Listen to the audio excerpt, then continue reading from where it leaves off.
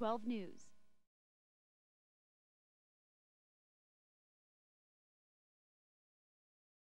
Sedona, Arizona is home to some of the most beautiful landscape in America, and to people who care passionately about the environment. People like Cole Greenberg, who heads a group dedicated to keeping Sedona beautiful. Cole describes the harmony between his group and the airport management. The airport's position was that there was no noise, and the citizens' position was there was too much noise.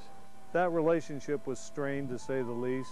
That understatement comes from Dave Webster, who heads the Airport Commission. What we needed to do was calm down everybody and get somebody that understood the nuances of running an airport over and above just having an airstrip and a place to park your airplane. There's a lot more to it than that. So after a long search, they convinced McCall to leave the sleepy pace of O'Hare Airport to become Sedona's new airport manager, a job seemingly as difficult as negotiating peace in the Middle East. But Mac's clearly up to the task, and he immediately starts to do things differently. While previous managers would dismissively tell those that complained to call the FAA, Mac would take the unheard-of action of... And I'll go to their house.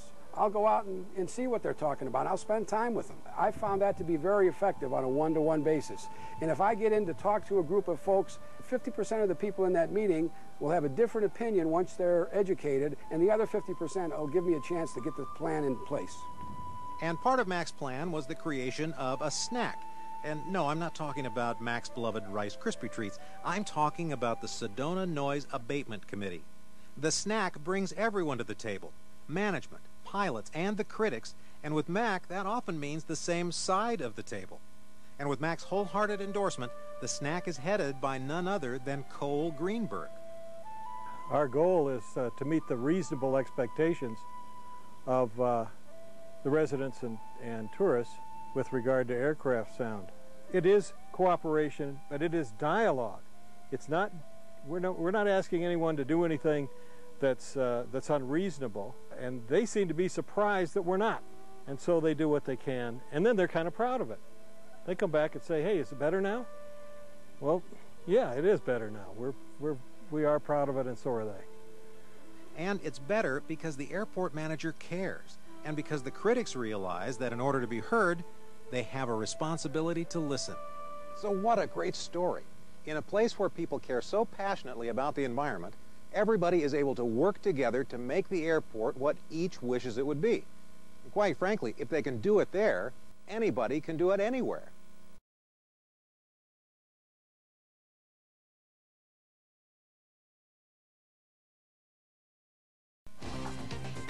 You're watching Fox News Saturday. Once again, here's Byron Harlan. They've brushed away the snow from last night's storm and are preparing for another taste of winter at the airports tonight. The weather's been more than a pain in the neck. It's been a major headache. Call it a splitting headache for the people who've been trying to keep the airports moving. But maintaining the flow is more massive than simply sweeping away the snow. That's the focus of this week's cover story. United 623, in case they haven't told you, pull it over in a 27 left pad when you get up there, please. They dug out from deplorable conditions and kept the airport operational even through the worst of it. They coordinated more than 600 pieces of heavy snow removal gear with the precision of a military operation. You are cleared for takeoff. And they did a lot of it from this small room. Attention all city vehicles. Runway 14 right 32 left is now open. Runway 14 right 32 left is now open. Call tower for clearance. This is the Airfield Operations Control Center. One of 3 control centers with the huge responsibility of, among other things, ensuring that the runways are safe. So we're looking for clutter on the runways, snow debris, braking action problems, all of those things that could possibly cause any kind of a difficulty on an airplane landing or departing the airport. Mac McCall's been here more than 20 years, and he says he's never seen it as bad as it was last Saturday. Visibility was near zero. The airport was socked in. The passengers were stranded. I'm going to fall down and sleep somewhere around here. Hundreds of passengers had no choice, but amazingly, the airport never closed. It never shuts down. Part of the reason is because of the plan that Richard Konicki's been working on for the better part of the last 9 months. It used to be that no matter how bad things got, workers went home at the end of their shifts. that's out. We house these people here from Friday at 3 p.m. through Sunday at 7 p.m. That's the first time we started releasing people to go home. The other major component of the plan involved the equipment. When the weather was fine, mechanics were busy. Airport bosses implemented a massive overhaul involving every piece of snow-removing equipment.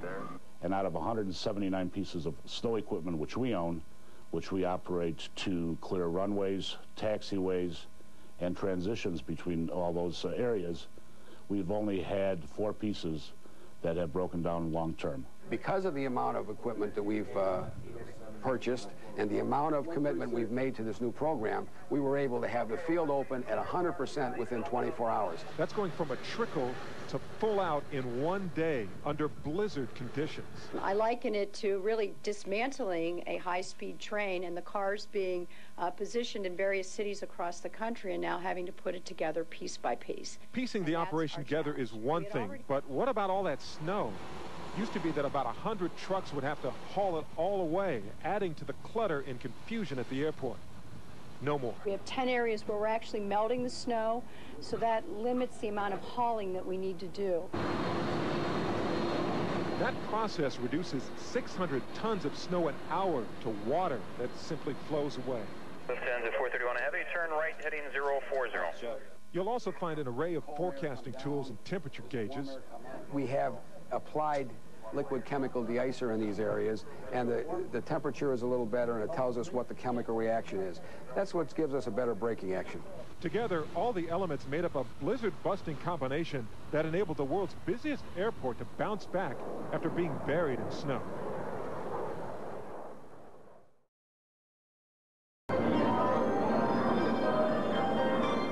The music that plays about the Terminal 1 People Mover at Chicago's O'Hare International Airport sets the mood for the morning rush. People from around the world calmly going about their business with a quiet sense of urgency.